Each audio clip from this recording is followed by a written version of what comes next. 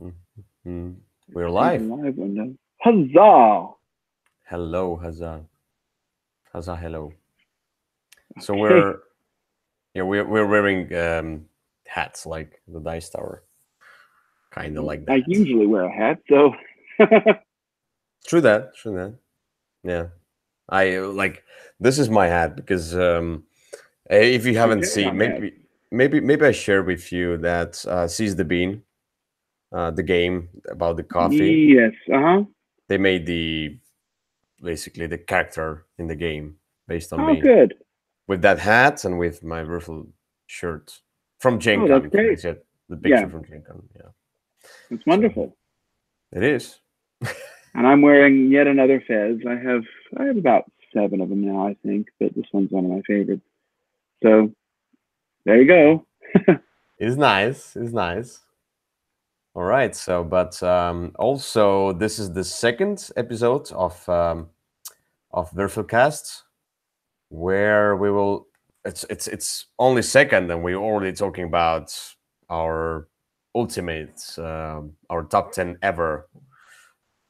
Though I have my own explanation about my top 10. It's gonna be a little bit weird, a little bit different from what I usually do. So we'll Because it's see. not about games. Yeah, they will not have any games, Okay, well, there you candies, go. candies and cake and Great for pies. me. Good. But anyway, but before we start with the top 10, we should go through the recent plays as well. So I've been to Board Game Camp, Estonia Board Game Camp. It's That's a right. great experience where we play a ton of games 24/7. We don't sleep. Though I slept. I mean, like this time I You didn't. always sleep. Yeah, but this time, by the way, I didn't take like you can basically take the lunch and the whatever you can take all of that on spots, and I figured out something myself. Took some snacks and some fast food like noodles type stuff, and so yeah, I try to be on that. Yeah, but it was worth it because I could sleep longer because there's a certain time for breakfast. Okay. Is that what you're going to do on the cruise as well? Oh yeah, yeah, true that. Okay. So, There you go. but I also, yeah, I played a ton of games. I played so what games? I took mostly the games that I needed to review or I wanted to review. So there will be quite a few reviews coming out. I already filmed like a ton. I need to film more. There's a lot to film. I think maybe 8 games, 8 reviews that I'm preparing right now. So that's Oh, quite a great. lot. So yeah, there will be, and we're gonna talk about some of the games. Not all of these will be reviews, but most. So yeah, maybe Okay. you should start about what you have been playing. Okay. Well, so we had a sort of a game day on Saturday, and so that was my most recent big gaming time. But I'll start with the game that's set up all over my table, and that's Arkham Horror Third Edition. I Lovely. uh, I waffled back on forth of whether I would buy it because I'm happy with the card game, but then I finally, because I can resist anything but temptation, I decided to go ahead and buy it. I played it a few times now. It's it solves a lot of things that I didn't like about original Arkham Horror. Mm-hmm. It doesn't yet have all of the bloat that Eldritch Horror has, and it's different enough from the card game. It sort of more has the feel of the original, and I mean, but it has sort of this story based mode, and as you do things, different cards will come up, and so each of the 4 scenarios in the box has a variety of different directions it can take that lead to victory or defeat. I've played 2 of the scenarios a couple of times now, and I'll probably try the third one tonight. Been playing it solo so far, just because it's a cooperative game, and those often work quite well solo. And so Jenny Barnes has been saving the world. But I'm really enjoying it. I don't know that everybody needs to run out and own it, but if I did still have original Arkham Horror, this would absolutely replace it. I just wish that when they decide to do expansions, they'll just do some more scenarios and not maybe 52 different special boards and separate card decks for each scenario and all kinds of weird Yeah. rules. I hope they'll kind of keep it close to its core and just sort of give more fun with it rather than necessarily trying to add a million things. That's my Yeah. wish. I know it won't come true, but hey, what can you do? Yeah. Yeah. As you know, I've tried the demo only. So I'm eager to try this one out. I mean, like the final version, but basically what I tried was almost the final version. It's just not the final production. But yeah, it felt like I did only a few rounds, so but it felt like a mixture, like the total mixture of Eldritch and Arkham Horror. A little bit maybe less of the original Arkham Horror, more like Eldritch plus Arkham Horror LCG. So these two Yeah, combined made this kind of a new edition. There are very yeah, few things from the old one. yeah. Just sort of the locations, I think, and all of the different location decks, I think is sort of the one thing that comes through, and obviously the theme and But some of the location works characters. differently. It's like it felt a little bit like the location stuff felt a little bit more like Eldritch Horror, but better. I mean, like I didn't like it, Eldritch Horror. It was a mess. I mean, like nothing really Well, that it's a mess. It's a mess to set up. I like Eldritch Horror, but now it's grown a little bit too big, and I just can't get it out anymore. It's Mm-hmm. sort of eaten itself. And this one, what I like is, you have to find these clues, but the way that the clues work, you just sort of take this clue card and it matches each location deck, and you'll shuffle it into the top three of the deck, and then put the clue token on there. So you don't know when you're going to find it, Yes. but you know that it's going to be within the next three rounds if you stay there. Yeah. And it's just lots of the mechanisms. Original Arkham Horror had so much tracking you had to do. You had to count how many gates were open and count how many monsters, and the monsters sort of blended in with everything else. Here they're cards, so they stand out a little bit better. And you had to. There was just so many things you could mess up that would kind of ruin the game. It would make it too easy or too hard, and I didn't like that. And this one has really solved a lot of those. So Yes. Yes. Yes. I really want to try this one, the full version. So yeah, I eager know to someone play. who has it. I see. All right. So my first pick for a recent plays is Mo Ideas Game Design. It's Symphony Number 9. Oh, good. Yes, it's. I mean, the cover is fine. I like the cover. It doesn't show on the back of the components, but you will see my review of that. So there will be a full review of that game, and also all the games that I played during the board game camp. They are on the Instagram and Twitter on those feeds under account of Würfel Reviews. So that's that. So you can go there and look at all the pictures. Facebook as well. Whoever doesn't have Twitter, Instagram, Facebook, you can look at all the pictures on Facebook as well. I have a lot of pictures posted. Great. But the thing about Symphony Number 9. So this is a Euro game where you're basically grabbing cubes from the center and trying to get the majority in them, and then you exchange the majority to those tiles that will benefit you and give you the opportunity to score at the end of the game. So kind of like it's abstractish, but it's like a dry hero game. But the cool part, it has theme, and the theme works. So basically, you're making composers do the works and grabbing those cubes. If the composer runs out of the cubes, basically near the end of the game, mostly runs out of the cubes completely, then that composer dies. He has worked too hard.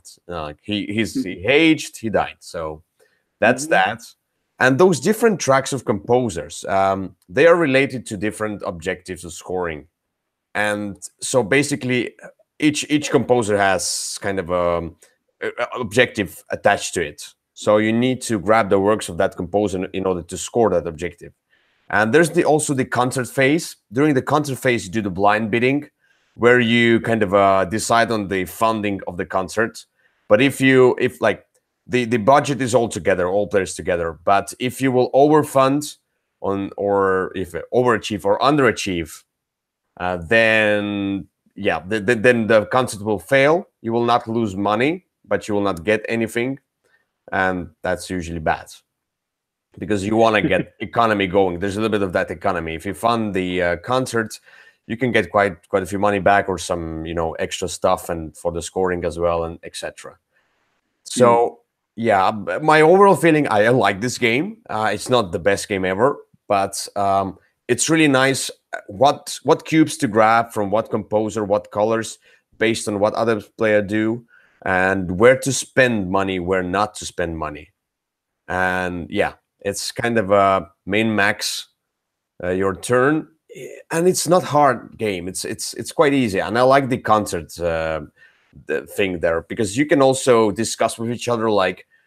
So the thing is that composers have reputation. So there will be a low budget concert, the medium budget, and the high budget. So different composers will perform on different concerts on different budgets. So depends on what money you bid, that will be the concert. And of course, you want to get the concert where your composers or where you have the cubes or works from that composer will perform, so you get money. So it's like it's an involved game, but on an easier side.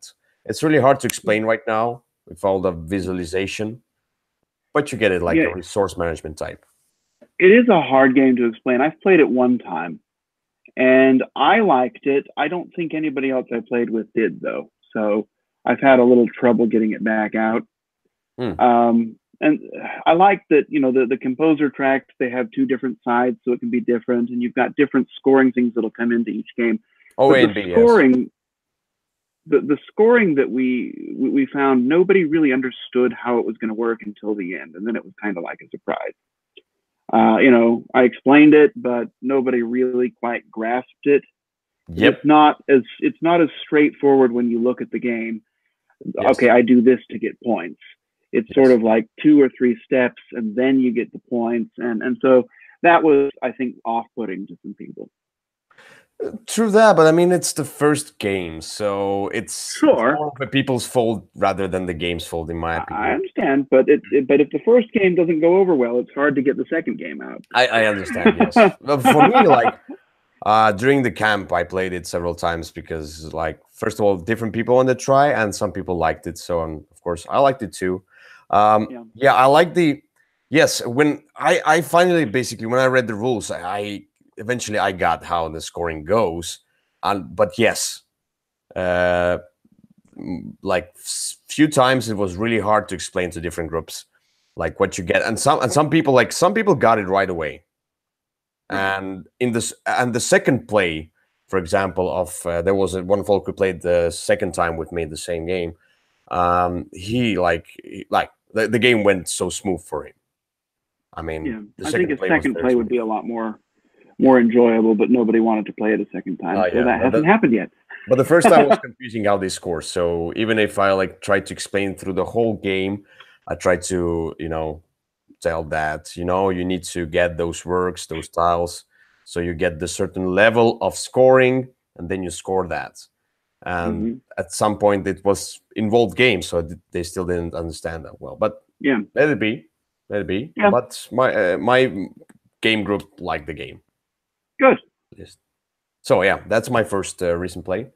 Anything else you want to mention about? Well, my second recent play I think I'll talk about is Architects of the West Kingdom. So this arrived last week. I think I've played it 4 or 5 times now. I could look at my app, but it's not out. So I have really liked it. I personally have really liked the game. I have not played it with anyone who has liked it as much as I do.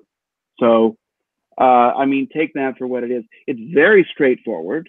You place a worker, and as your workers accumulate in the space, each subsequent placement is going to be better. So, you score 1 stone for your first worker in the spot, and then your next turn you place another one. So you'll get 2 stone, and then 3.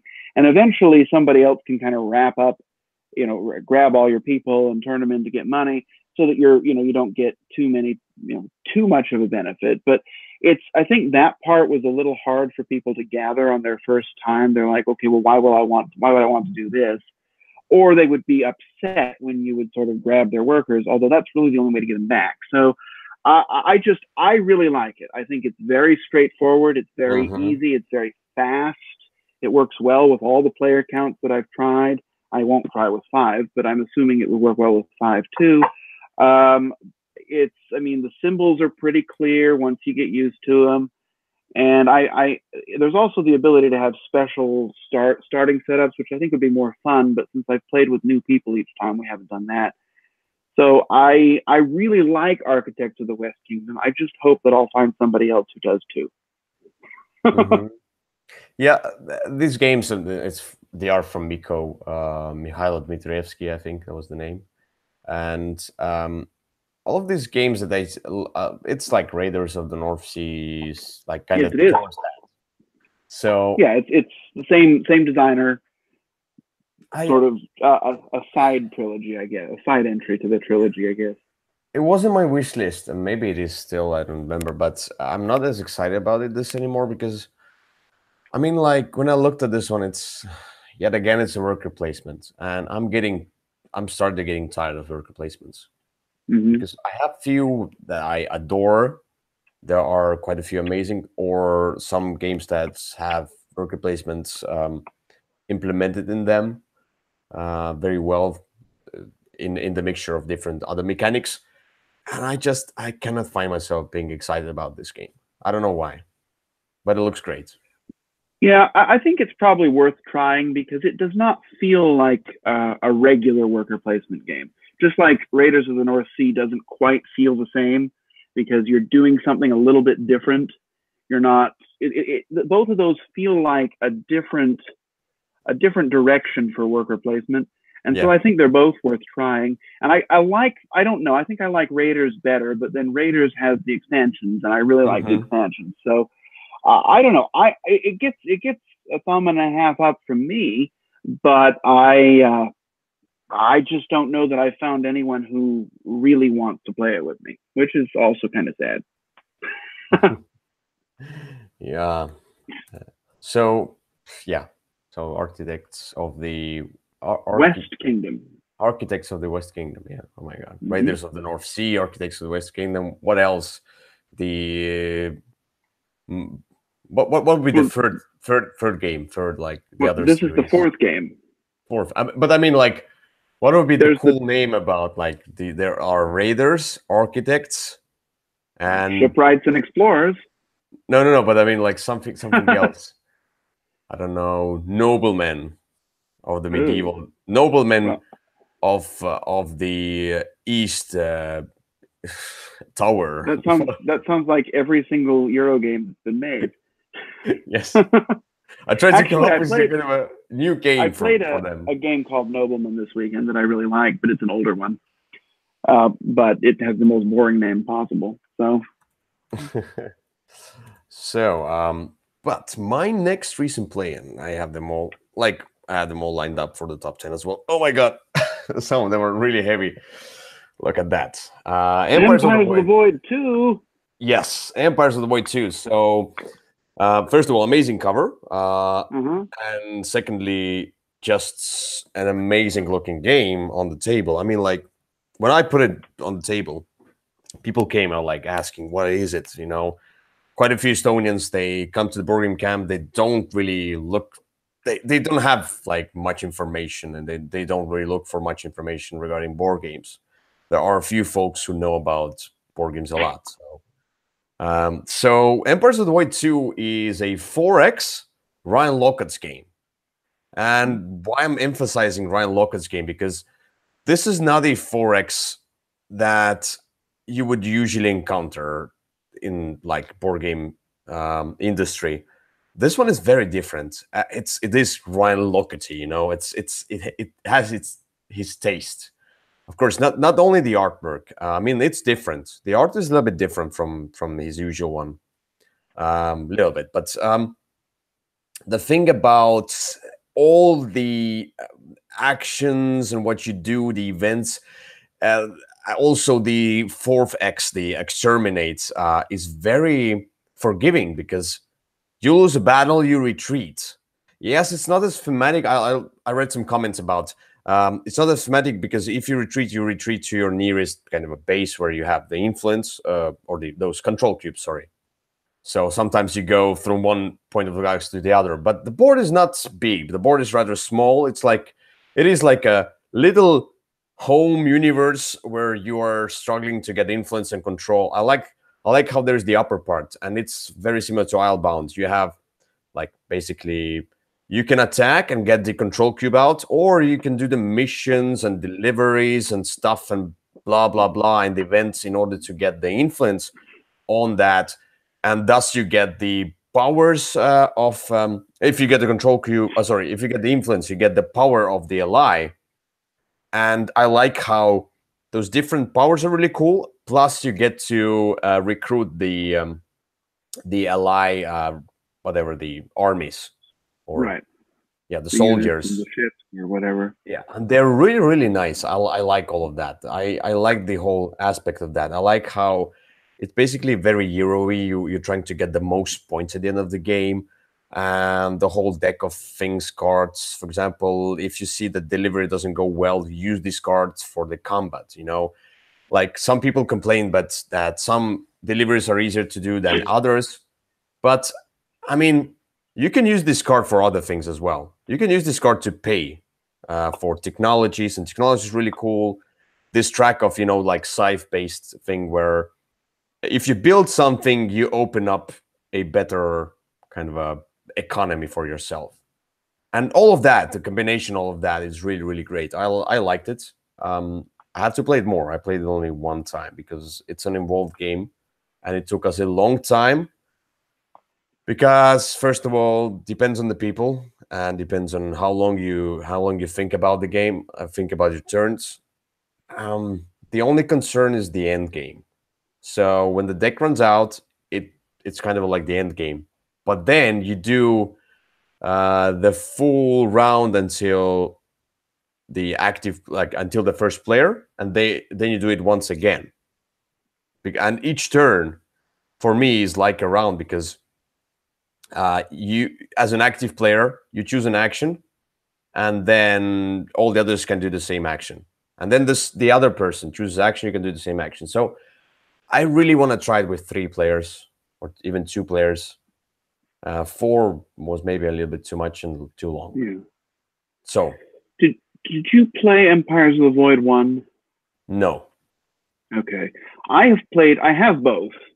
And I started setting up, I got Void 2, and I set it up, and I was going to go through the rules and thinking it was the same as Empires of the Void 1. And it really isn't. That whole idea of the takeover or diplomacy to get the technology, that was in Empires of the Void 1.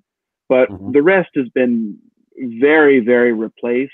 And the rule book is rather large. Oh, It's yes. a large, lengthy rule book. And it'll take a good while to get through, and it'll take a good while to teach. It seems like it's going to be a really hard one to teach. And so because of that, it's sort of fallen down on my to-play list, even though I'm really excited about it because I enjoyed Empires of the Void 1. Yeah. I just haven't been able to convince myself to learn this game so that I can convince someone else to learn it to play with me. But I looked at the Emperors of the Void 1 for a long time because I like Ryan Lockett's stuff. And it seems to be quite different. Plus, I don't know if it was the Kickstarter thing. Maybe it was exclusive. I had the book in the box where it like the story of Empires of the Void, like how he did the different prototypes and used the different names. Basically, the whole story of this progression of that game from the first edition to the second edition. And the Emperors of the Void 2 seems to be a very different game. Yes, I realized that as soon as I started going through the rules. I'm like, I don't remember any of this stuff. It's like So- Islebound Plus, I would say. Yeah, Islebound with few Islebound- X's in. and Islebound felt like a re-implementation and streamlining of Empires of the Void 1. So anyway, yeah, I'm excited to try it. I'm going to have to dedicate some time to it because even though I read a lot of rule books, that's a very big one, and there's a whole lot of rules involved. So I read it twice. Once long time ago, and then I read it again. And yeah, it was really like I had to when I was at the board game camp, it was really easy for me to read the rules. I don't know why, even the terrible rule books, because probably I was concentrating only on board games. It was easier. but teaching this game, I mean, like I saw the other people's faces like when I teach the game because it took so long time. Because first of all, it's my first time. I don't want to do many mistakes, so we can play it right. So I'm following the rule book as well, trying to teach, trying to come up with the system how to do that. But this game is kind of like a beast. It's a Mhm. like near and far was the heaviest so far in my opinion, but now yes, Empires of the Way 2 is much heavier rules wise. Yeah. I don't think it's not a terrible rule book. It's just a large rule book, and it's a very involved game. So, and that's that's I'm not afraid of a rule book. I'm just afraid of it was just more than I was ready for at the time when I got it out, and then so much more stuff has come across my table since then that I just haven't gotten back to it. All right, so that's that. Your third pick for the recent play. Oh, we're doing a third pick. I Wow. have one more. You don't have to do Well, all that. right. I'll tell you about mine, and I learned it just recently. And it is a stupid little game that I've had forever and just never got to the table. And finally, I was thinking of whether to send it to storage or to keep it, and I decided to give it one more try. And that is Cat Lady. Oh yeah, yeah. Cat No, Lady is a delightful little card game. no. It's small, it's fast. You've got this 3x3 grid, and each round you're going to take either all the cards from one column or all the Yeah, cards from one row, and you get the cats, and you have to gather the food to feed them. Otherwise, they're worth negative points. Or you can gather toys for them to play with, or you can gather like the costumes if you want to dress them up. There's yeah, it's very fast, very simple. It looks like it would work with any kind of an intro type scenario. It's very cheap. I gave it away. I gave some copies away for Christmas because it looked like such an interesting theme, and the artwork's cute. And I really like Cat Lady. I don't know that it's going to become one of my top 10 favorite games, or probably not even the top 100, but it's definitely better than I expected it to be. And I wish I hadn't waited so long to get it to the table. I tried it last program camp, or maybe even two before. But let me say, boring. I mean, like, no, it's You played with nothing. the wrong It's people, I meh. think. No, we I played with the person who really loved this game, and I played Oh, with a few okay. other folks who some of them liked the game, and for me it was just so boring. I mean, there are so many great card games that are even a little bit faster, first of all, and with less going on and more interesting. There are so many Oh, filler that's also games. true. This one is just so forgettable. You can, for example, add it to the fireplace wish list. Oh no, it's I enjoyed it. I think it was a lot of fun, and I had a good time with it. I mean, I don't know that it's worth writing home about, but it is also the most recent new game that I've played. So there you Yeah. go. Anyway, yeah, okay. So let's skip the cat lady now. Let's talk about a more interesting game, and that's US Telegraph. So Oh this my is the goodness, that looks boring. oh, but it's not. By the way, I like the cover more. It's the reprint of Attica from Hunting Glück.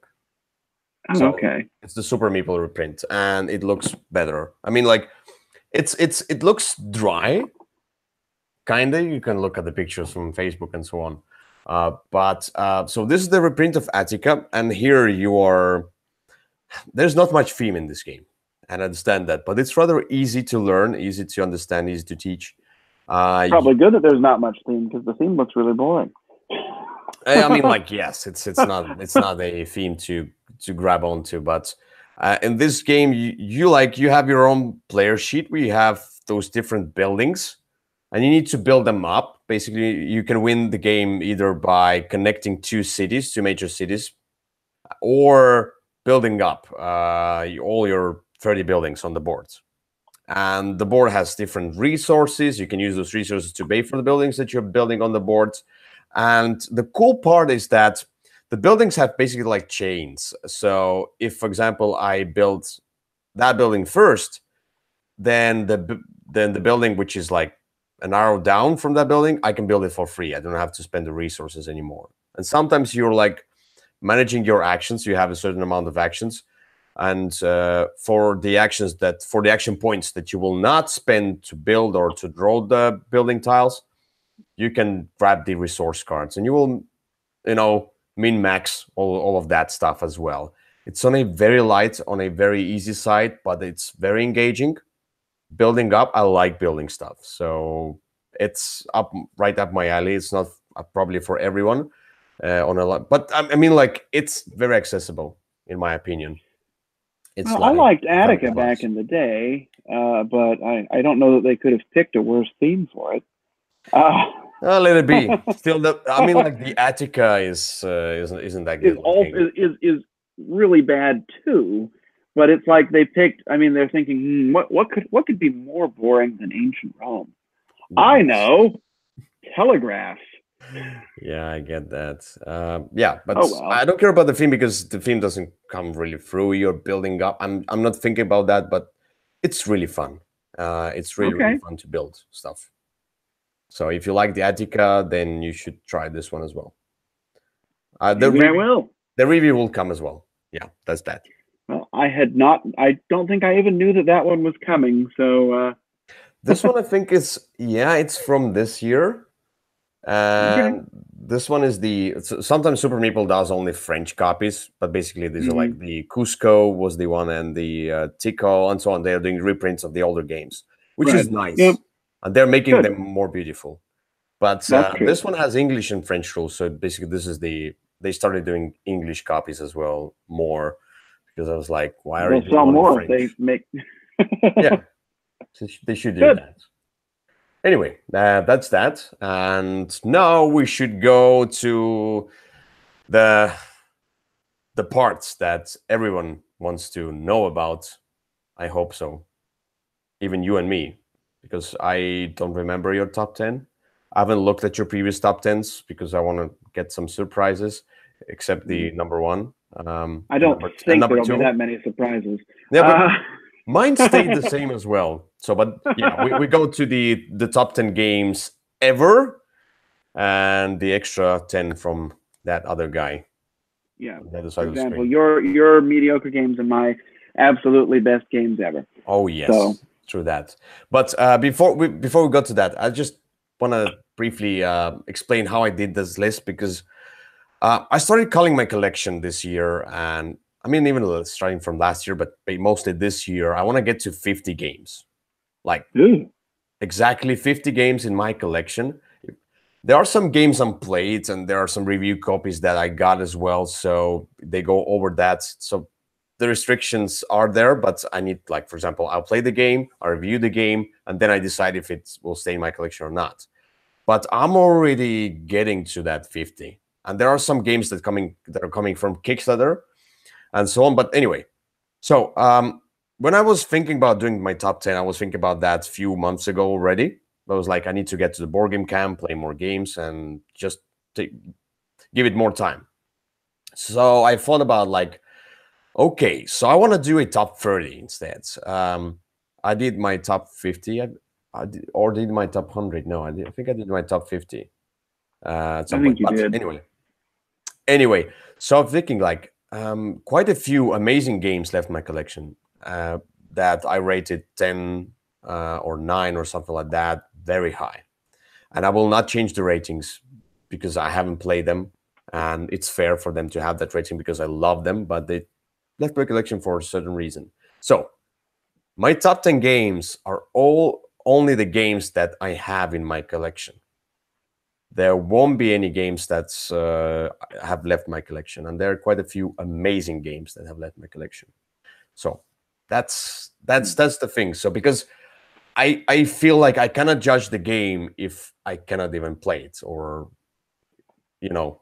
maybe I'll get the Yeah. chance to play somewhere else from somebody else, but I want to have these games in front of me in order to decide about them. Yeah. Well, for me, I've done my top 100 every other year, and so I did it last year about this time, and so I kind of went to my. I always start by looking at the games I've played. I look at all the games I've played in the last year or two, and kind of get an idea of what games are going to go into the top list. And then I, look around and see what I still love but don't play as often, and kind of do that. I didn't do a full top 100, but I did sort of pick the top 10. I picked kind of the top 20, and then I sort of ranked those, and that's sort of where we came out with.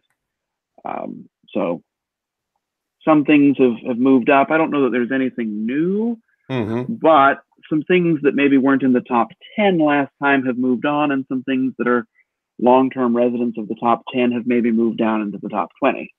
But that's kind of how it is for me. I have few changes, mostly the games that have left my collection. Some of them have left the top 10 as well, as it explained. And moving games. But one more thing I want to say is that, for example, if with the Dice Tower, they say they have played thousands and thousands of games. So their top 100 are all amazing games for them. They love them. The same for my top 10 over here. I played around 600 games, maybe 600 plus games, different games. These top 10 games, even if my number 10, this number 10 game is lower than number 1 game, obviously, but they're all amazing. I love them all. It's like they're all of a rating 10 or maybe like 9, 10, something like that. They're all your children. Yes, they are. Let's well, start. I have played. I've played more than 600 games. I've played 326 unique games this year. So I think you've played like maybe 3,000 different games so far. Probably since I've been tracking. That's the thing, is I haven't been tracking them for years, but I've played hundreds since I started tracking. Yeah, but let's go to number 10, and your number 10, Kyle. My number 10, new to the list, although I've talked about it on even with you on these shows before, is my number 10 is a cooperative game. It's probably, I think it is my favorite cooperative game these days. Actually, looking at the pile, yes, it is my favorite cooperative. No, my second favorite, sorry. But it's, what? My favorite, my number 10 game is Spirit Island. Spirit Island is only a couple years old. I have played it. I mean, I play it 20 times a year, probably. It's very interesting because you've got unique, different spirits, and you're trying to drive the invaders off your island. They all play very differently. Straight out of the box, it has a bunch of different ways to play. It comes with, you can do scenarios. You can play against specific invaders that deal differently. You've got, 20 or so different spirits that you can play with. So there's a whole lot of different combinations you can do. Although, honestly, I usually just play the base game plus the expansion with those tokens, and I have a great time with it. I've played it with lots of different people. Everyone seems really to enjoy it. It's unlike any other game, and that's probably why I like it. There's a new expansion that's on Kickstarter right now, or maybe it's just done, which is just going to add more stuff. So it's a fantastic game. It's one that I can see myself liking for a long time, and the more they add, the more I'll like it. So that's my number 10, Spirit Island. Yeah, I just got this game. I resisted this game for a long time because I didn't really play co-op games. But as I started playing them with my playgroup of my colleagues from work, and they really love co-op games. So I was like, even if this one is more involved than Hearts, but it's a cooperative game, I think they're going to get through that. Some of them are video gamers who are getting the rules on the fly.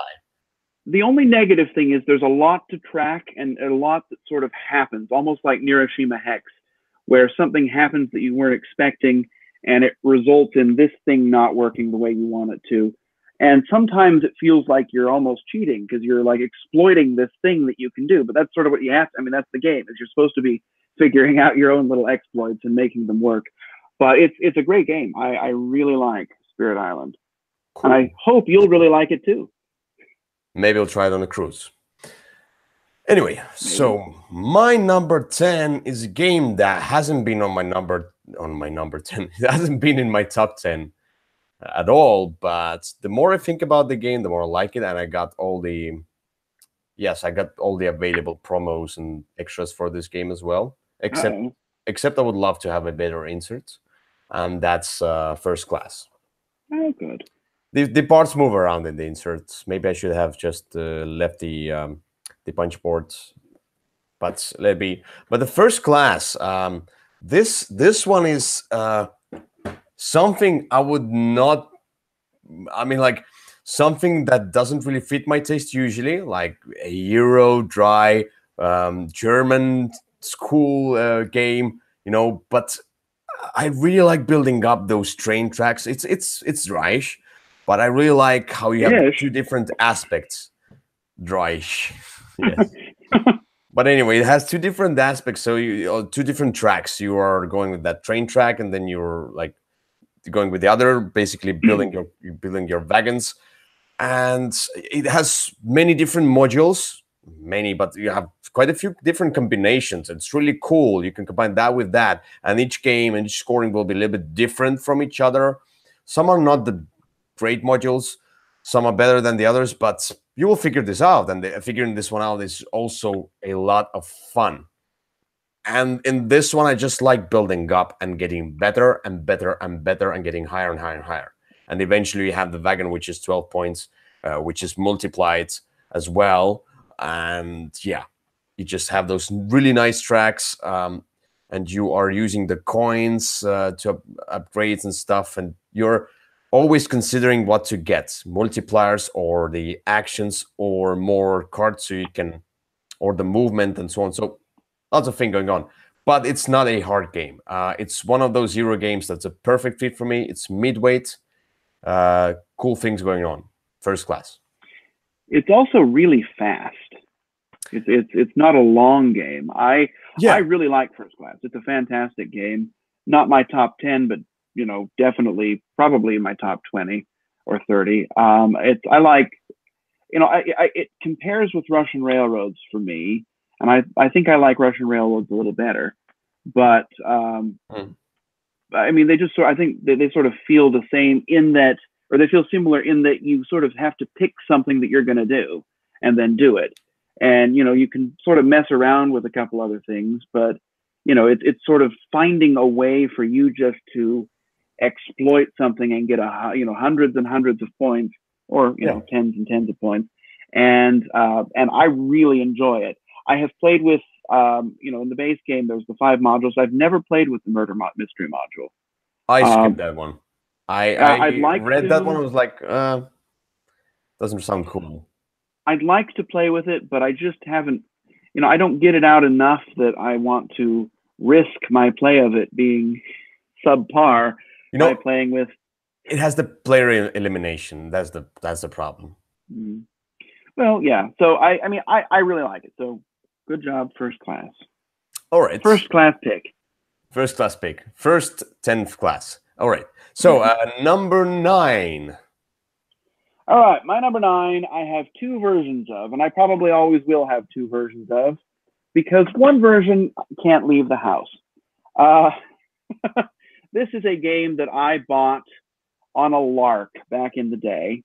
This game, the app version, was the reason I bought an iPad for the first time, because I wanted to play it on the iPad. It's a game that I've played, more than 100 times, easily. It's a game that I'm always looking forward to. It has a million expansions, and it is Small World. Yeah. I have both the portable edition and the large, heavy designer's edition, which doesn't include some of the expansions, unfortunately, which is why I'll probably keep both of them. I just love Small World. I don't mind teaching it. I like playing it with any player count, although, 5 and 6 is a little bit much. I like all of the different various expansions. I love adding the different races in. I love how every game's going to be different, because you've got a different set of characters that are involved with a different set of powers, and some might be super overpowered. I mean, there are some combinations that are ridiculous, but they probably won't come up that often. And if they do, you just deal with them. It's not a long game. I even like it with that crazy deck of event cards that nobody likes except me, that change everything up. I wish I played more Small World. I have a friend who always wants to play it, but we have the newest expansion, this Sky Islands, which I haven't been able to play with because you need to have 3 people for it, and I haven't been able to find a third for Small World, and because it's in so many boxes right now, I can't Yeah. take it with me very easily. Although there's these new game trays that are coming out eventually that were promised a long time ago, and I already paid for, that are going to make it more portable. So I'm excited about that. But anyway, it's one that'll always be in my top 10. Although, well, maybe not always, but will always be dear to my heart, and that is Small World. Yeah, that's something I liked when I tried it. I tried the underground Small World, or the darker theme Small World. The inferior Small World, but still good Small World. Yeah, but yeah, I didn't really like that, the ever changing roles. Not for me, but maybe I would like it more right now. I played it quite a few years ago, so that's that. Still a probably an amazing game for many people out there. All right, so my number 9 is, and that was the when I was thinking about this game, and I got this game back at some point, and I got it because of you, Kyle, because I really, really wanted to have this game back. Sorry, that's Santorini, and it's an abstract game, and it's a 2-player game. Don't even tell me that it plays up to 4. I don't care. Nope, It's a it 2-player doesn't. game. Yes, technically it can, but it's No, a it 2-player can't. game. And by the way, I don't remember about there was something with Roxley games. Oh, with my brass game, my brass box was a little bit damaged, the Mhm. brass deluxe new edition. So I told them that let it be. You don't have to give me a new box. Who cares about that? So they send me quite a few promos for Santorini.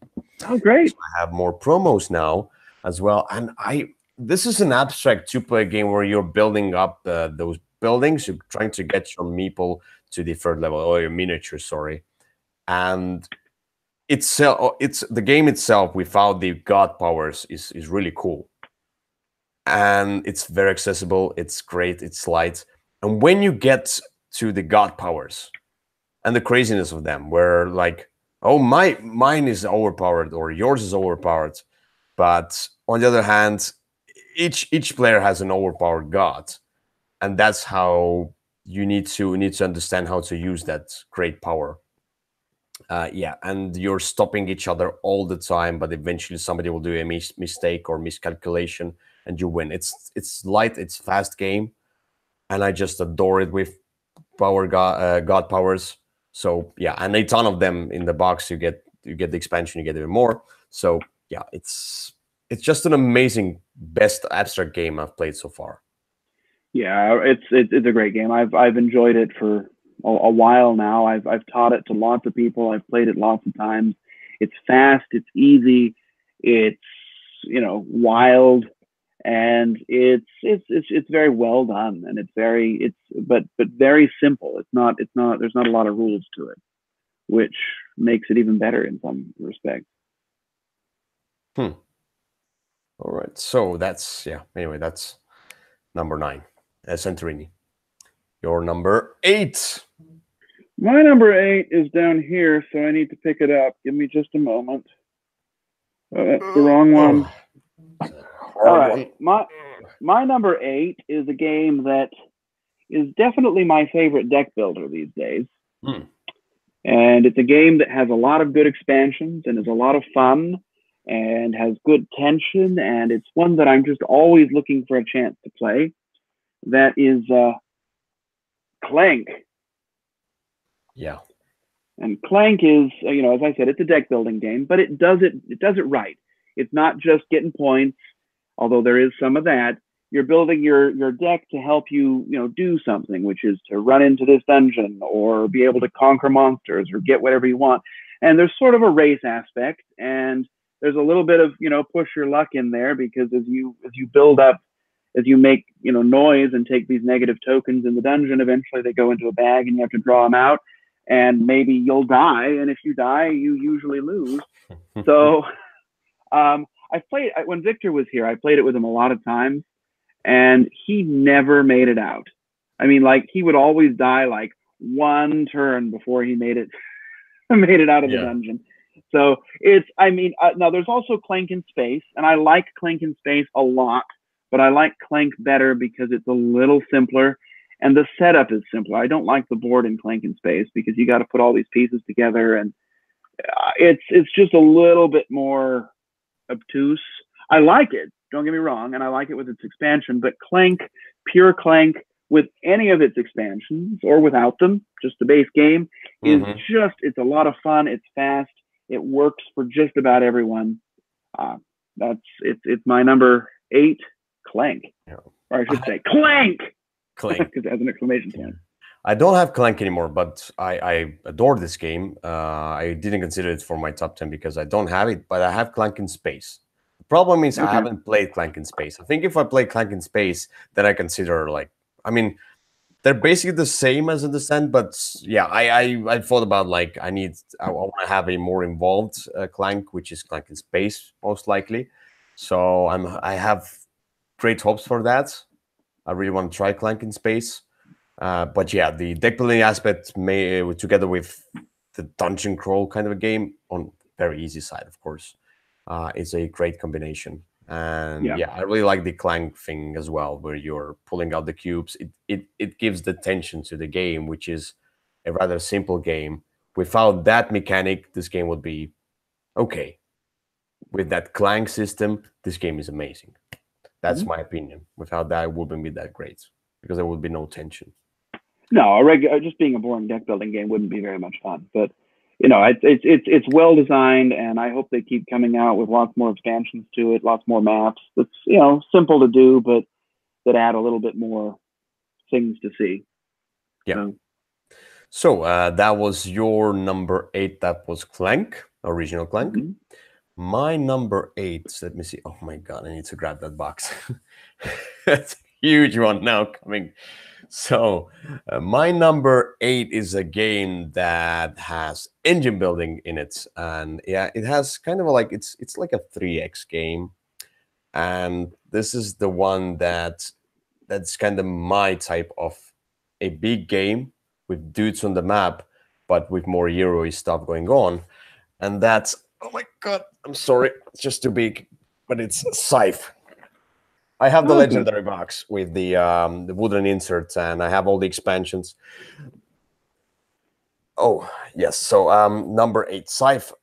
Why it could be higher on my list. It was higher on my list before, and I'm sorry, I need to put it away. It's just too hard. Why it's not? So I love engine builders, and the cool part about Scythe is just you're choosing your actions on the board. You cannot choose the same action, but some of the actually have different player powers, and I really like the aspect of if you're upgrading something, you're making something cheaper as well. So it's kind of a 2-layered thing over there, 2-layered upgrading, kind of. The same was in Empires of the Void 2, which I really adore. And spreading out, but not as an army, but as a community on the board is really great. The art is great, everything is great. The whole, like, Scythe is just a great game. It's amazing design. It's lower on my list. I haven't tried the Rise of Fenris, the new campaign-based expansion, which everybody says makes the game greater. And I need to play Scythe more. I adore it, but I think if I haven't played it even with I played basically like the base game. I haven't even played it with expansion, the ships. The airships? The airships expansion. So I have all of that. So I'm hoping to try this one out with the airships, with the Rise of Fenris expansion. So I'm getting people now who love Scythe, and I want to try it with them. So this might be much higher on my list if I will try when I will try the expansion. And yeah, Scythe I like a lot. I mean, I love Scythe. I've upgraded mine to the max. So I'll show you at some point some of the recent ridiculous upgrades I've gotten. But it's just great. It's fast. I like it best with 3. I know some people say best with 5, but I say best with 3 or 4. But it's in terms of expansions, the first expansion that has just the extra people, extra factions, absolutely. The second expansion, the airship one, I'm not a huge fan of. the few times I've played with it, nobody's wanted to use the airships. Although the Hmm. different end game conditions I like, and the Fenris expansion, it has once you finish the campaign, several of the modules are just easy adds to any game. So all in. I mean, I even got that huge playmat for it, the neoprene one. Yeah, I love Scythe. I get it. But yeah, Scythe, my number 8. Your number 7. Are you ready for some good old-fashioned Euro games? I'll have one of them too. I mean, like Well, I've got even a two of couple. them. My number 7 is a game. It's one of the two. Well, there's sort of three. My go-to 3 Euro games. One of them is a little bit. It fell off the top 10, but this is one that has a million expansions, although they all fit very nicely. It has ugly artwork. It has a fairly dry gameplay, but essentially I'll show what it is. It's Concordia. This is the salsa box, and Concordia is a game where it's sort of modeled after the Rondel system, except you've got cards, and your cards have all the actions, and each turn you'll play one card and do the action, and then eventually you pay something to gather them all up. It was re-implemented in a game about steamboats. I forget what it was called, but transatlantic, uh, which is not as good, but it's still Yeah. good. But it's great. It's not long. With all the different maps, there's a bunch of variety now. The salsa expansion is almost required because it adds sort of this wild good, which just gives you something else to do. They've recently done a Venus expansion, which I'm curious to try once I can get my hands upon it. It's one that I'm fortunate because I have people here that like to play it and that would never say no to Concordia, and so I get to play it a lot. It's not beautiful, but it's a lot of fun. And if you're looking for sort of a good Euro style game that won't take forever and isn't complicated, it's a great one to go. It's a great one to go to. Yeah, that's something I'm considering that I'm gonna try at some point. Well, the Because cruise at is a first, good opportunity. yeah, because at the cruise I tried quite a few games that I wouldn't try, like never, like Steffenfeld game, something like that, or Uwe Rosenberg's game, and I played both of them, or the Christian game, like I would never play it otherwise. And Concordia is one of those. Yeah. It's first of all, it was ugly when I looked at this one. It's an older title, and as the time goes by, there are so many games out there. I'm not even thinking about this one. But Yeah, recently, I saw the Venus expansion. I was like, maybe I should try Concordia because I started liking more midway Euros. Like for example, I like First Class. It's not an amazing art there. It's a dry Euro. I like Russian Railroad. So yeah, I'll like Concordia. Who knows? you probably will. It's definitely worth playing at least once. So Yeah, I've that's been trying to that's get my brother to play it for years, so we might have to use the cruise as an opportunity. that's good. That's good. All right, where's my number You're number 7? 7, Okay, my number's. Oh yes, it's right here. So my right where you put it. my number 7 was much higher on this list. Much higher. I mean, like 10 games is not a long list. It was higher on my list previously. It has downgraded, maybe because the system is getting kind of old, and I want to see a new reimplementation of that system. And I'm talking about time stories. Still, each time I play this game, each time I get this scenario, and I play with now I play with my colleague from work, with my colleagues from work. One of them is really like extremely excited about each time story scenario. I've played through quite a few scenarios, like in a row, basically. And the one that came out the same day it came to Estonian shop, I bought it, and the same day we played the last one, the Brotherhood of the Coast, Mm-hmm. which was really cool. It kind of went back to the roots of time stories, to the first scenarios, but it had quite a few extra rules and stuff, and it was a little bit too much. I mean, like, it's cool to have the rules, but I think instead of trying to add the rules to make the game different and evolve, they should do something else with that system in order to make it more fresh. Oh, and Brotherhood of the Ghost was really cool scenario. It's one of my top 3 scenarios, basically. But the first 2 scenarios that I played, the Marcy Case and the whatever the Asylum was the one. I love them because there was a lot of exploration, and there was a lot of that ha ha, I tricked you things and so on. You go there, you lose time, and it felt like I was tricked. And as time went by, I played more and more scenarios. First of all, it became a nuisance where you had to do runs again and again and again. It became kind of boring. I still adore time stories. It's still amazing for me. I still love it because I love to explore. I love the stories. I'm into those exploration, choose your own adventure games, cooperation between each other. But I don't like too much combat in time stories. I like to have more exploration and more immersive story, which Brotherhood of the Ghost gave, but it gave it with too many rules as well. So every scenario has had some issues, but the first one was just amazing. So Time Stories, it's an exploration game. It's kind of a like RPG for board gamers, kinda. I really like all the arts, and I like the ideas and the themes behind that. And I'm looking forward to the Hadel project and the Versailles scenario as well. Was it Madame something? I don't remember. There are 2 new scenarios coming.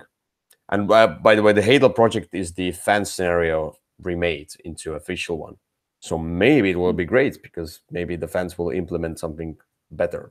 But yeah, my number 7 is Time Stories. Still great experience, but if they won't come up with a fresh new system, it might go even lower eventually.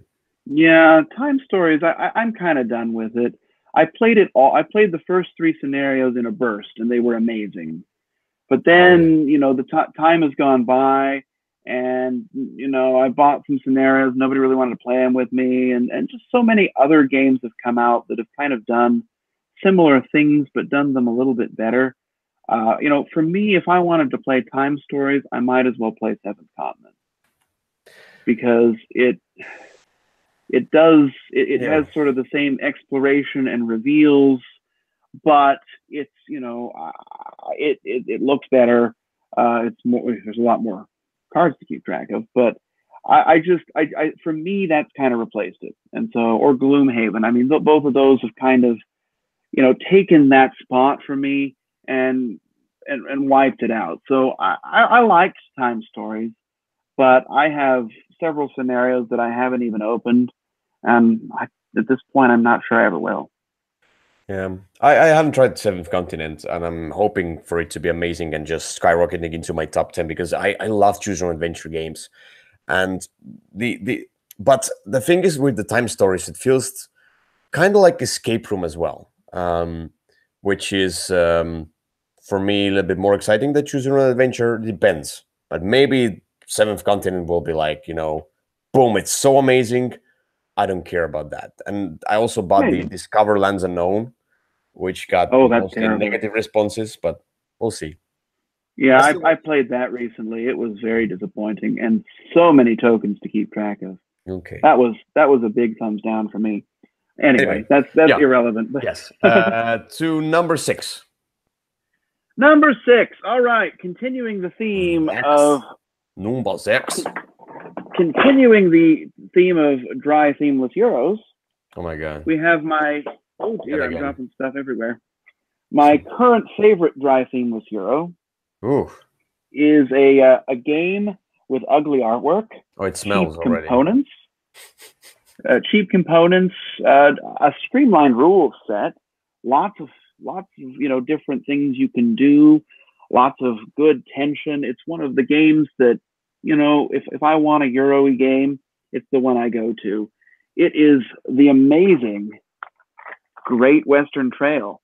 I'm sorry. Great Western Trail is just fantastic. I lied a little bit earlier when I said that McClank was my favorite deck builder. This one has a bit of deck building, but it's not really. I said the deck builder. I mean, Clank is more like a deck builder. yeah, and so that's why I didn't feel bad about lying like that. But I mean, it's got a little bit of everything, and you're sort of really just trying to get the most points. You can do so by collecting goals. You can do so by moving your train down the track.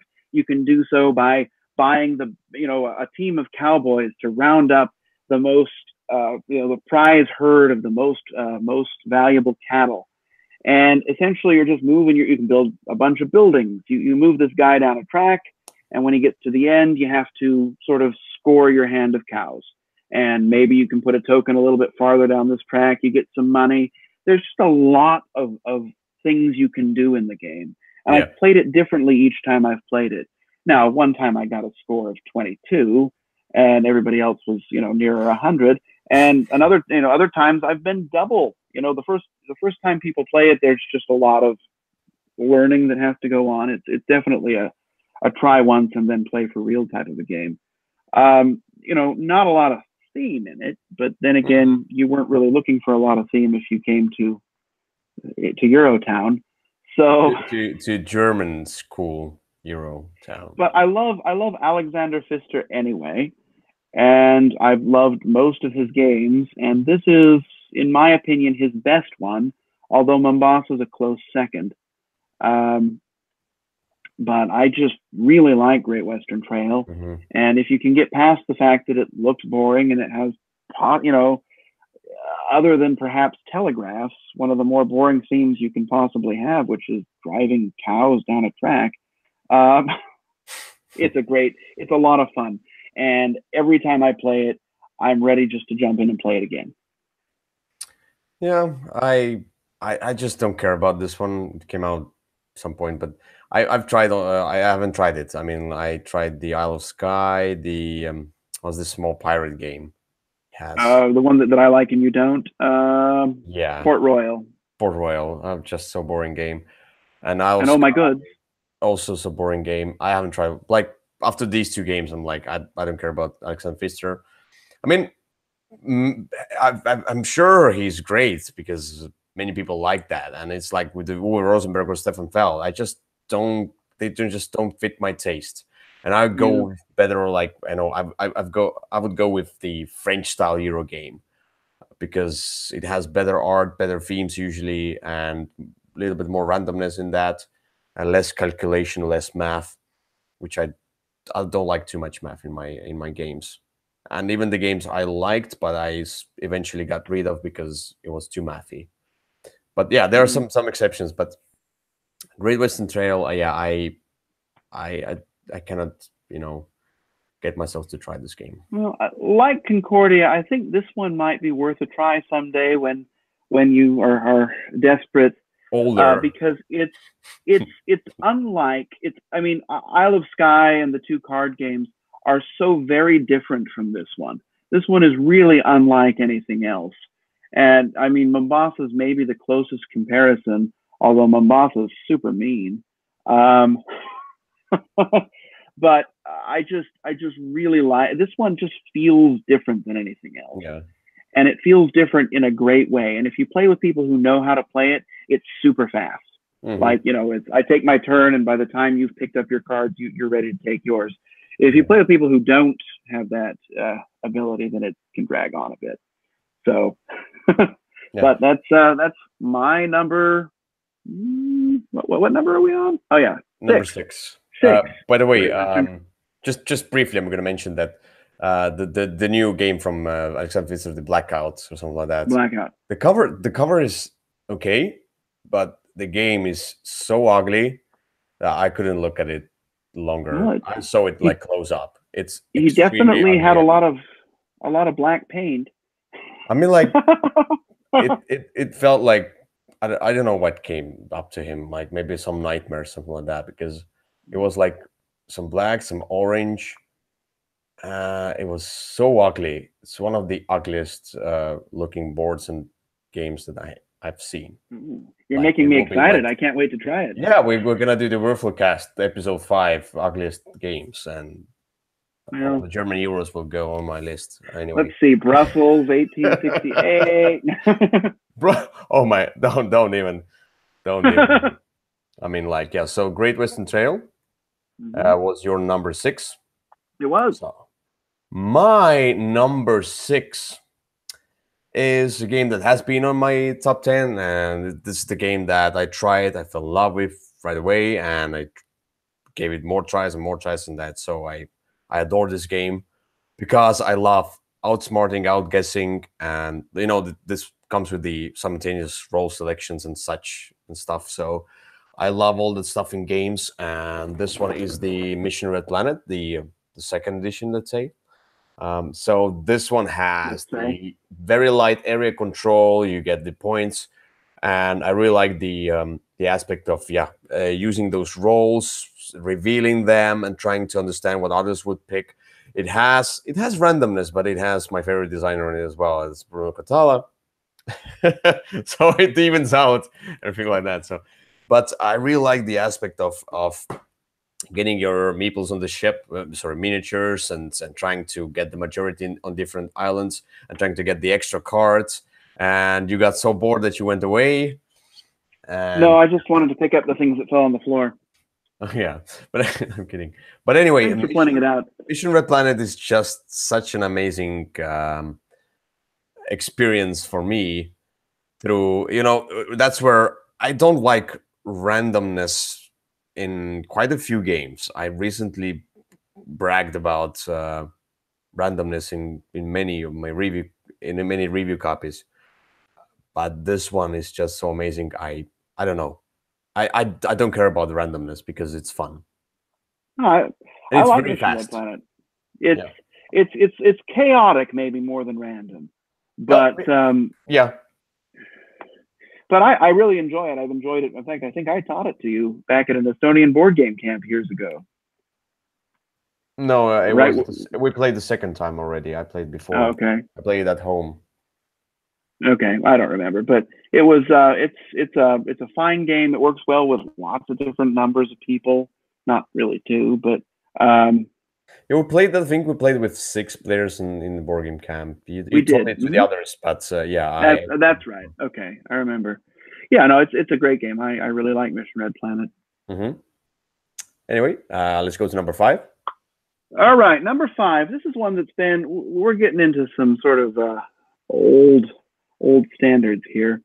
This one's been in my top 10 list really since the beginning. This is a game that it's gone down just a bit because I don't play it as much as I could. But it's a game that if I got a chance to play, I would play in a heartbeat. Go. It is a what? Go. No. No. No, it's not Yes. Go. It's not chess. In fact, it's very different than both of those. Mm. It is Chaos in the Old World. And not Blood Rage. And what? And not Blood Rage? I like this one better than Blood Rage. It's sort of, if you play both of them, you can see sort of the design ideas that were taken from it and put into Blood Rage, like the whole rage track is sort of debuted over here. But it's nice. You've got these 4 or 5 with the expansion, different evil entities, and they are fighting to control the world and destroy all of humanity in their own special ways. And each of the 5 has its own different way that it wins. You can win by points, and some of them have an ability to get lots of points, and so that's what they do. And some of them have each of them has a special goal, and they have this wheel, and you can turn up the wheel. And as you turn up the wheel, eventually you can get to a point where you say, "I win." And each of them is very different. The combat is very streamlined. It just sort of has the roll the dice, exploding dice type thing, and they knock each other out. You've got card play with the sort of, the power track. You've got upgrades you can do. There's, the expansion adds different sets of cards you can use. It's a darker theme. The artwork's dark, but I really like it. It doesn't work with 2, which is why I don't get it played as much, because I do a lot of 2-player games. But 3 and 4 are great with it. It's not super long. It's not super hard to teach. It's, it looked great for the time that it came out in. It wouldn't, the miniatures wouldn't really hold up today, but for the year that they came out, I mean, it's an older game. So, but it's a lot of fun. I just haven't played it as much as I wish I could. Cthulhu Wars is almost is not by the same designer, but really feels like it borrowed very heavily from Chaos in the Old World. And so that's sort of if you wanted to play it, because I think it's out of print now, that might be where you could go. But Chaos in the Old World is just a great game. I can't ever see myself not wanting to play it, which is why it definitely belongs on my top 10 list. Yep. And Okay. it comes in at number 5. I have nothing really to say about this because I haven't played it, but I don't know. I played Blood Rage. I adore Blood Rage. One Yeah, of these, well, one of the games I don't have in my collection. That's why it's not in my top 10. But yeah. would Well, and when I say it feels like Blood Rage inspired some pieces of it, they are very different games. I mean, completely different.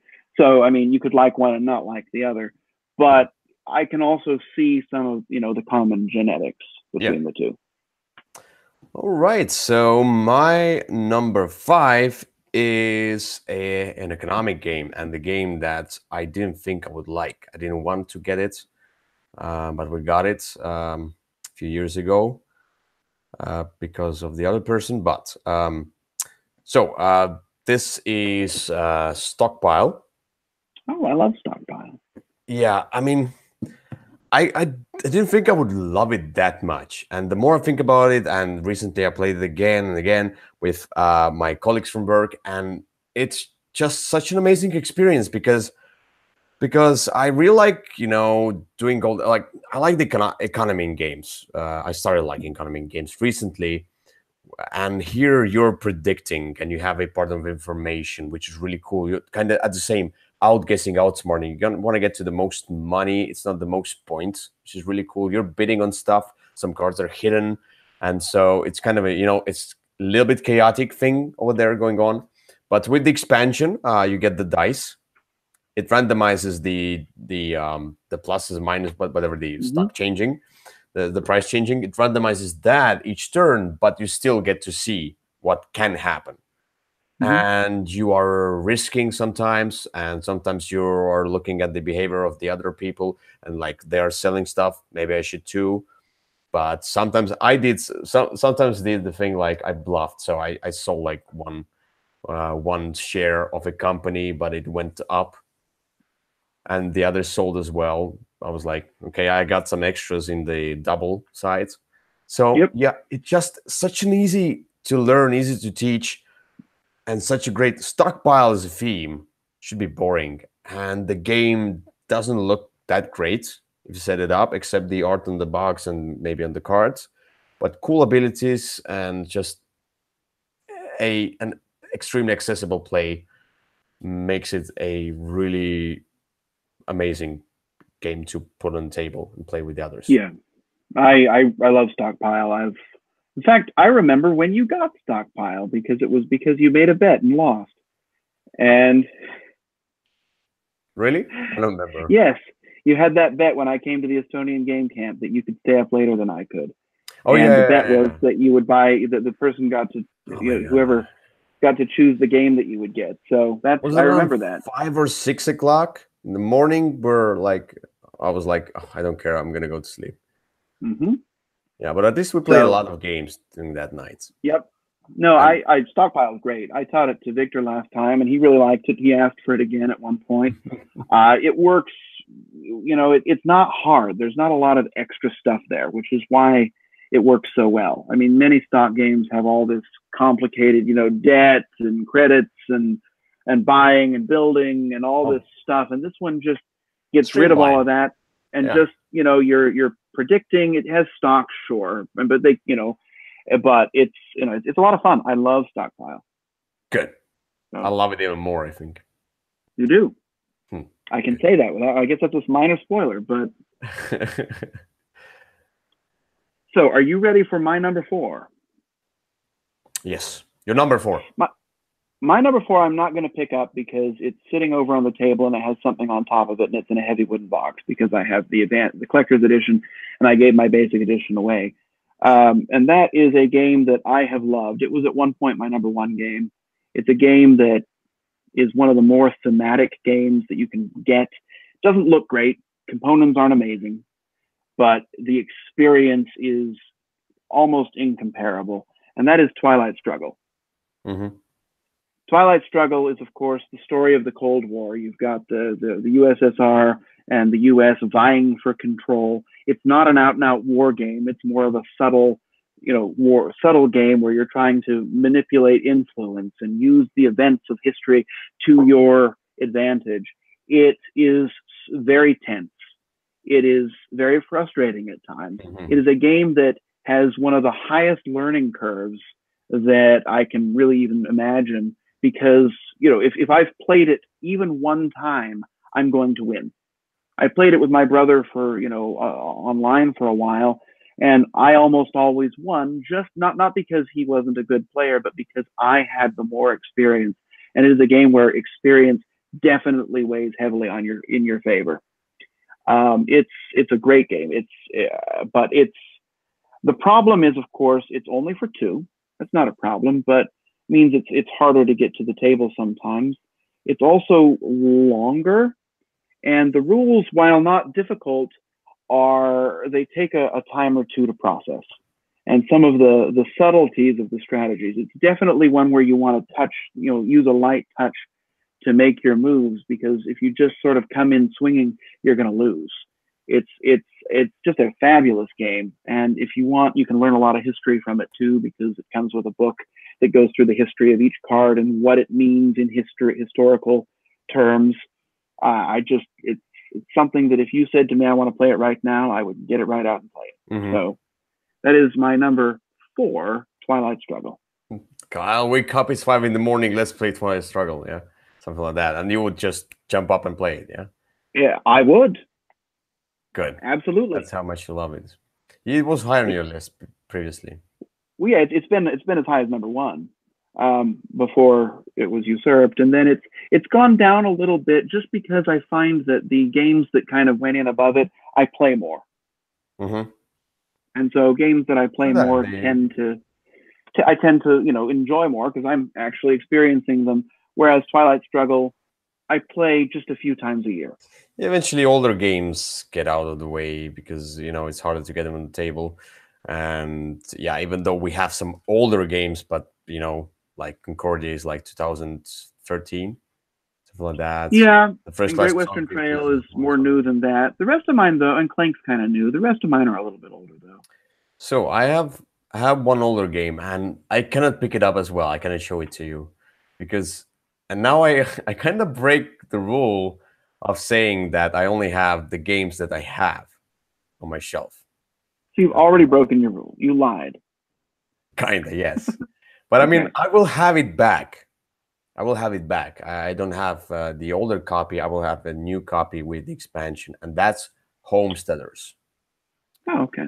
Yes, so that is an the older TG is game. coming out with the new Homesteaders. I just wanted to get the fresh copy. I got rid of my old one. I adore this game. I was like, I would get rid of my old one, so I would not play it that much. So I know that I love it.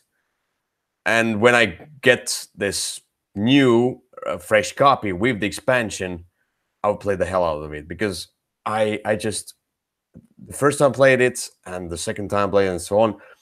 Each time I played it, I loved it even more and more and more. This game is I don't know what grabs me because this game has a boring theme, boring cover. I mean, like it's regarding the components and artwork part of the game and theme. Oh my god! But it works, but the mechanics. I mean, like it was really hard for me to do the review for the game because I do it in different parts, like components, artwork, and theme. I would rate it lower, and it will not get the highest ratings. But I love this game, but I would give it like the theme. I will give mechanics like 10 out of 5. I would go beyond 5 initial point. Yeah, because it's an engine building to its core.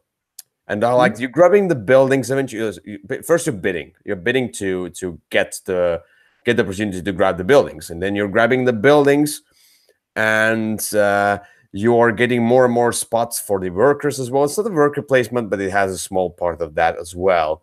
But you can exchange in the market, but then you need to get the trade chits, and it's a lot of that managing your resources as tightly as possible. But it's open on the other hand, and you can buy these or that buildings and so on. But one one thing about this one is that the one problem I have with the Homesteaders, it's like theme and artwork. I don't care. I just love the game so much that I overlook that. But it's the replayability. Eventually, there are not as many buildings as there should have been. I mean, like it's. I mean, like I can play it a lot of times and I adore it, but that's where this new expansion comes in, most likely, and fixes the issue of I want to have more options on the table. But yeah, Homesteaders, one of the best. Is it one of the best? Yeah, I mean, if we go with the pure Euro games, maybe it's the best pure Euro game that I have in my top 10. So that's. I like Homesteaders. I played it. I mean, geez, I played it with you the first time in Estonia, and then I actually went out and bought it. I haven't played it much since then, but I really liked it. It was a lot of fun. It worked well. There wasn't a whole lot of extra stuff going on. So yeah, it's definitely a good Euro game. Streamlined. It's very streamlined. It's very straightforward.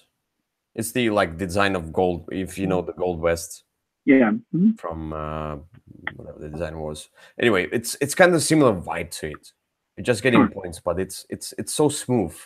You're not thinking about the rules, just thinking about min-maxing your things out there. So yep. So your number 3. All right, my number 3. I'm going to cheat a little bit because it's in a great big box. Because I cheated as well, you know. Yeah. Well, I did bring something to represent it, and it's one we've already talked about, and that is Scythe. Oh. This is, of course, the box of the little metal miniatures. Oh, yeah, the metal miniatures. Okay. I got the new encounters. Yeah, I got those too. Those are a lot of fun. I played with Victor with them the last time he was here a couple of times. They're good. Face down option as well. Yeah, we've already talked about Scythe. I've definitely played it a lot this year. And it's a game that if you said, again, these my top 5, if you said to me, I'd like to play it right now, I would stop what I was doing as long as it weren't really important and play it. So no need to rehash Scythe since we've already talked about it, but I apparently like it a little more than you do. Yeah, but I told you why it would be why it's lower. Got it.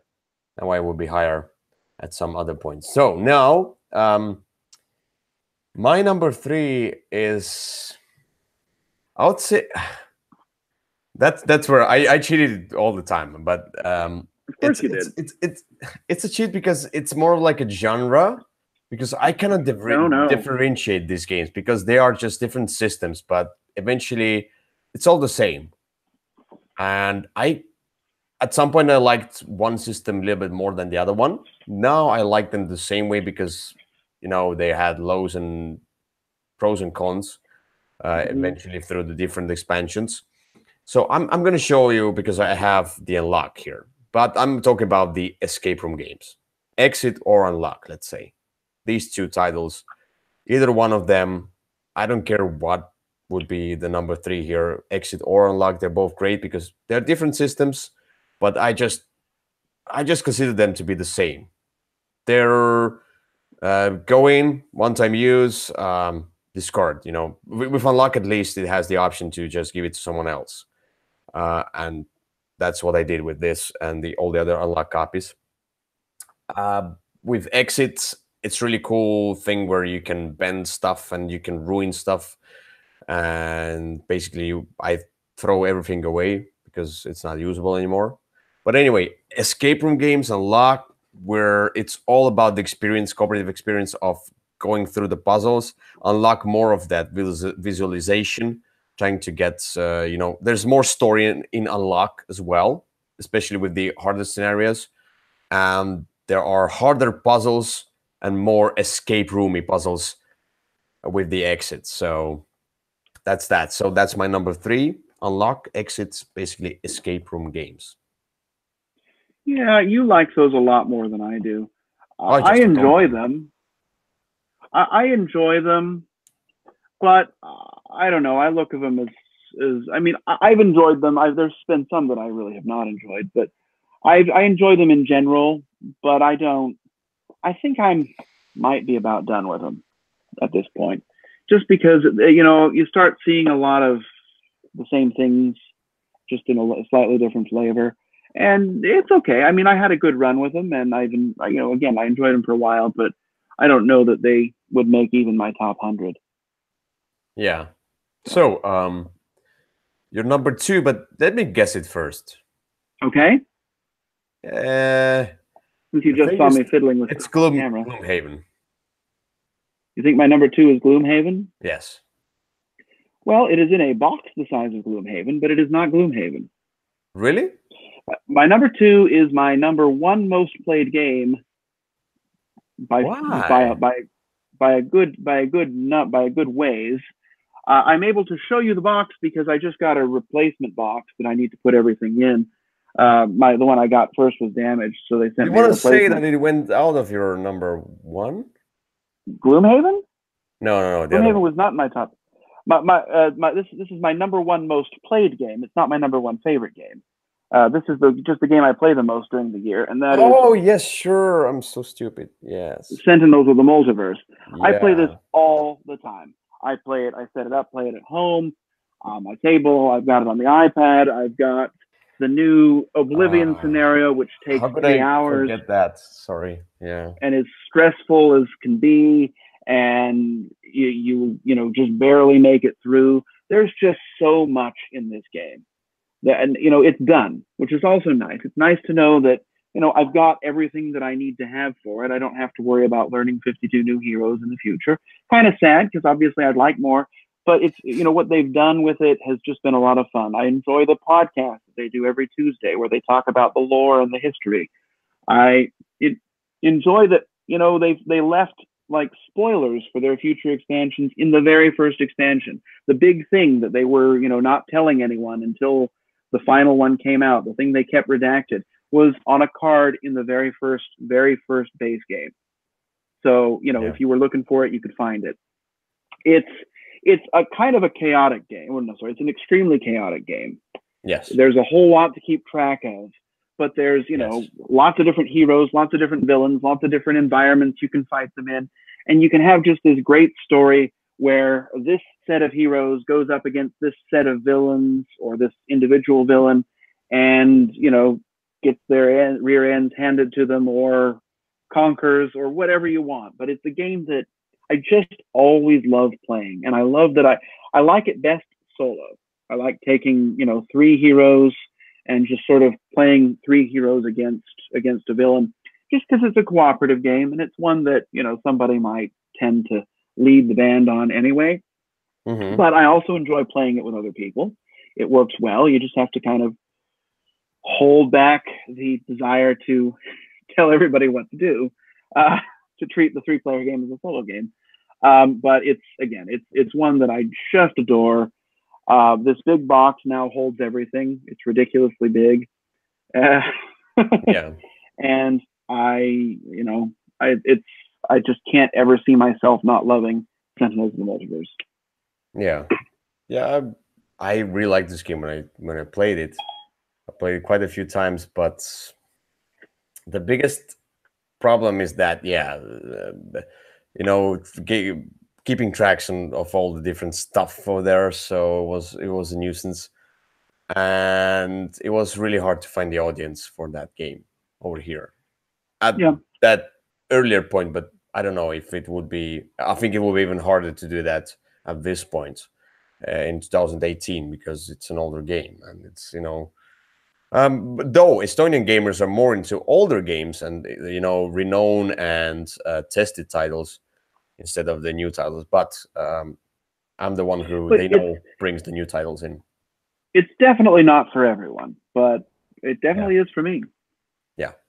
So my number 2 is a game that's been there for a while. It's been my number 2, and I don't think it will change in a few years. Maybe it will. I don't know. But each time I think about this one, and each time I get this one out, I still adore it because it's an amazing game. It's the best worker placement game out there with the area control. And that's why I told you that Homesteaders is my pure Euro game. It feels like Euro. And this one feels more like a hybrid. And that's Empire's Age of Discovery and this is the deluxe box. And this is extremely heavy because I have everything that this game can offer. So, Empire's Age of Discovery, as I told you, is a worker placement game with the aspect of area control in a really cool way, because first of all, you have different workers and they act differently, and soldiers on the board can lead to war and destroying the other units as well, and missionaries bring more units onto those lands, and you're trying. Basically, it's the theme is not extremely exciting, but it's really cool how you plan all the stuff with those really cool different workers, and you feel they are different. Like merchant is a merchant, and a settler is a whatever. Who cares who he is, because you're trying to change the settler into everything else. But the captain is the captain, and so on. You're trying to get the ship.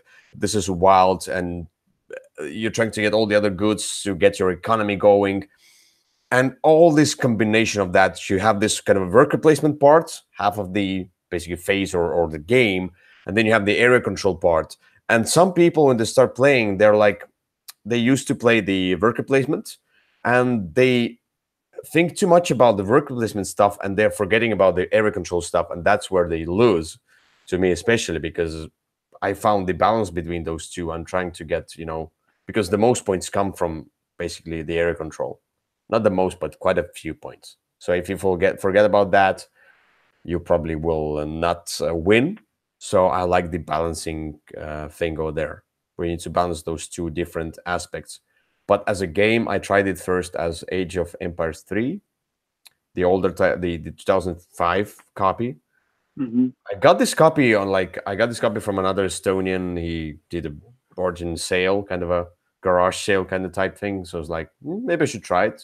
I don't know, just I told him that I would pay that amount of money. He said, yes, okay, let's do that. And it was one of the best buys ever. Mm-hmm. At that point, it was out of print totally.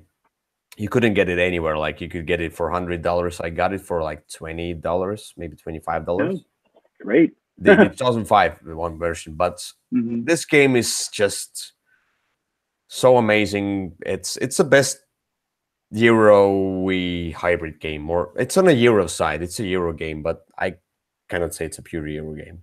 So that's Yeah. that. No, I like it a lot. I've not played it nearly as much as you have, but it's a good, solid worker placement game that kind of really holds its own even after all these years. So because of the different, I don't know why nobody does the different worker stuff. I mean, like this. Sometimes you do, like, for example, Anachrony does it as well. I like that stuff, but it's more like this type of worker, or in Manhattan Project, this type of worker can go there. But eventually, it's just it's a requirement to go with that picture instead of that picture. Feels like that. Here, it feels like I need a merchant or I need a missionary. They're so. I always take a million missionaries in that game. Oh yes, yes. Because I always get them all. To make babies on the board. It's a great game. It's a good game. It's it's not going to be in my top 10. That won't be a big spoiler to you either, since we're at number 1 now. But it's a good game. I really like it. So your number 1 and my number 1, which basically we both know. Should we do this simultaneously? No, let's do your first. No, but it starts with S and ends with S. It does start with S and end with S. In 2 words, it is a game that I have played more than any other game by far. Not, I said that Sentinels was my most played game these days, but this game I've played easily more than 3,000, and that's not an exaggeration, times. It is a game that I am always looking to play. It's a game that I'm even annoying people try because of how much I want to play it. Summoner Wars, anybody? Yeah. It is Summoner Wars. Summoner Wars is my favorite game. I can't see anything ever taking that spot. You've got 40 different factions or different summoners in the box now. They're done making expansions, although I'm always hopeful that won't be true and they'll make some new stuff. But it's a tactical, you've got a board. It's a small grid, and you've got these cards that essentially operate like miniatures. It's a miniatures card game, essentially. It was Yeah. designed to be a card game version of HeroScape, effectively. Each of the different summoners plays differently. Each of the different factions has its own theme. You can do some light deck building, but not, heavy deck building. And even the stock base decks are very well balanced so that they'll work well against any other deck. You can teach it very easily. There's not a lot of rules. There's not even a lot of cards. Each deck has maybe, 15 unique cards in the 34 card deck. Not counting the summoner, so 35 card deck. It's a lot of fun. I always want to play it. I'm always trying, I play it online a lot or on the app a lot, so I'm always looking to play the newer factions, which I only have on the table. But that's okay. I'm not as good with them, so I have better chances to teach somebody and not feel like I'm crushing him or her. But the good thing about it is once you know how to play, you can do well with any old deck. Yet a good player will beat an inexperienced player, 2 times out of 3. So it's it rewards the skill, but also allows it's not going to necessarily, I'm not going to wipe the floor with you, but I do have that to my advantage. I just love Summoner Wars. Nothing gives me the feeling of a tense game of Summoner Wars, and so that's it's my number one. I'm always looking to play it. Yeah, I like this game, and one thing about this one is that, like, some of these bigger games that we have in our top 10 are like good meals. You're gonna get a good meal, but then you're gonna get like you go to the steakhouse, basically, you get a good steak, and then at some point you're gonna get it back, and you love the steak. But with Summer Wars, it's like the small candies. It's like a package of candies that you need to, like, if you get one candy, that's not enough. You need to get more and more and more and more.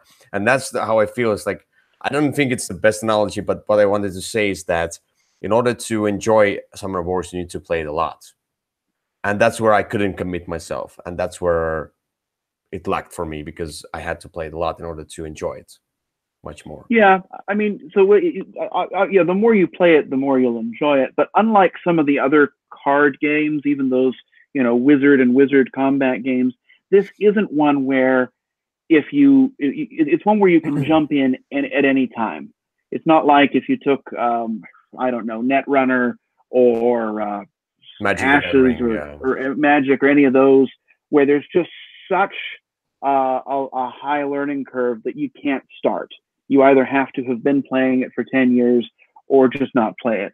And this one is not that way.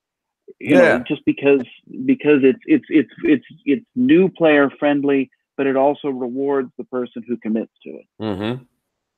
Yeah, true that. Anyway, you probably know my number one, and everybody knows my number one who has been watching the channel for years. It was Through the Ages? Oh, yes, that's the one. That's through the ages, straight to mythology, and Greek one. And that's Cyclades.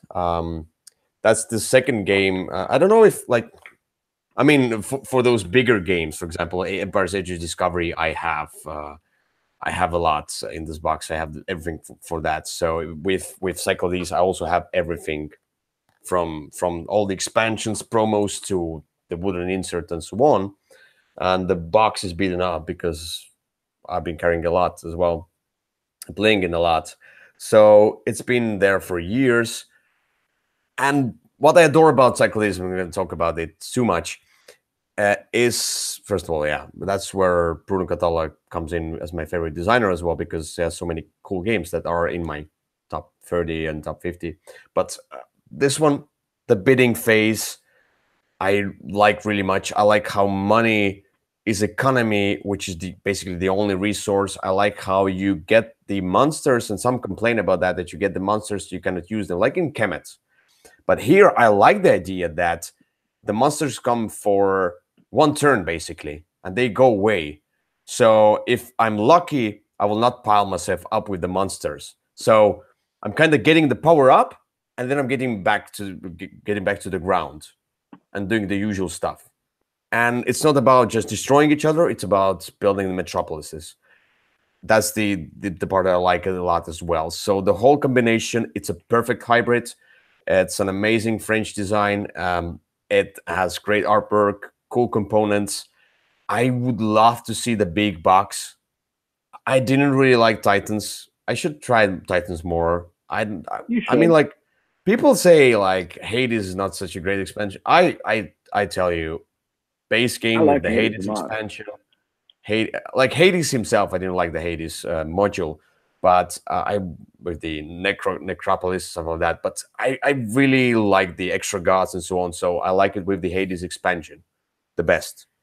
Titans, I might warm up to it, but maybe because I loved this game before the Titans, and the Titans seemed like the thing about the Titans is that Titans himself told that it should have been a separate game, but they implemented it into the Cyclades world and made it an expansion for Cyclades, and it's a different game, and that's where I love Cyclades, and then comes Titans and makes it a different game. I have Kemet for that. I don't have it Mm. anymore, but like I at that point I was like Kemet. Why should I bother? Kemet is an amazing game. Kemet is an amazing battle game. Why should I bother with the Titans? So Hmm. yeah, cycle Yeah, these. I enjoy it. I think I like Kemet better, but I also like to play with that, it's crossover module. I'm excited to try the new Kemet expansion too. For some reason, they're just always associated in my mind. They kind of just go Yes, together. but And Kemet if is you, more in like Kemet has more with the expansion at least. I don't know with the second expansion, but with the first one at least, it has much more going on. And it does. Kemet is a harder game to learn to go through. It's amazing still, but Cyclades is so much more streamlined. That's Yeah. where gives me the It's edge. a good game, and I always end up showing up at game days after people have put it away. So I don't get to play it as much as I probably would like. I also have all the fun things for it, but it just it's not my favorite game, but it's definitely probably still in my top 100 if I were to do that again. So, Yeah, but I like it but better with the Titans expansion. So yeah, yeah. But that's our top tens it is. ever. So with even with my little bit weird combination of that top 10, still quite a few similar games from last year's. But also I'll be doing my top 30, and I'll be doing 30 to 11 separately on the channel, separate videos. Maybe Kyle will be doing the same. We'll see about that. Or maybe Kyle will restart his top 100 series without, yeah, and then you can watch this top 10 as well if you tuned in only now or you didn't watch it. So, And who knows? It might be different by then. Uh, but yeah, I mean, like, we'll see. We'll see. Kyle's top 100 might come at some point, and then my top 30 will come in a few weeks most. mhm. Because I have quite a few reviews coming up. So this was the second episode of Würfel Cast. Thank you for joining us. That was Kyle. That was It me, was. Ilya. Yeah. And don't Play forget more to. Summoner Wars. Yes, encyclopedies. But don't forget to subscribe to the channel and look at the Twitter feed, the Twitter account, the Instagram account, the Facebook account. As I told you, there are quite a few pictures out there from the board game camp as well. And I comment on some stuff. I post when the review is up and so on, so you can get the news as well. So yeah, just tune in for the channel, and we'll do another Würfel Cast in 2 or 3 weeks. We've probably we're considering that it's not 100% sure, but we're considering doing the overhyped games. So Ooh. give out you a small spoiler what will be the theme, so you might get excited. So overhyped games would be probably the You next might theme. get really excited and then disappointed. Yes, because they're overhyped. I overhype you right now. So Mhm. anyway, thanks a lot. And we see you another time. And now I'm ending the broadcast. All right. Good night. Good night. 3, 2, 1. launch. Whoa.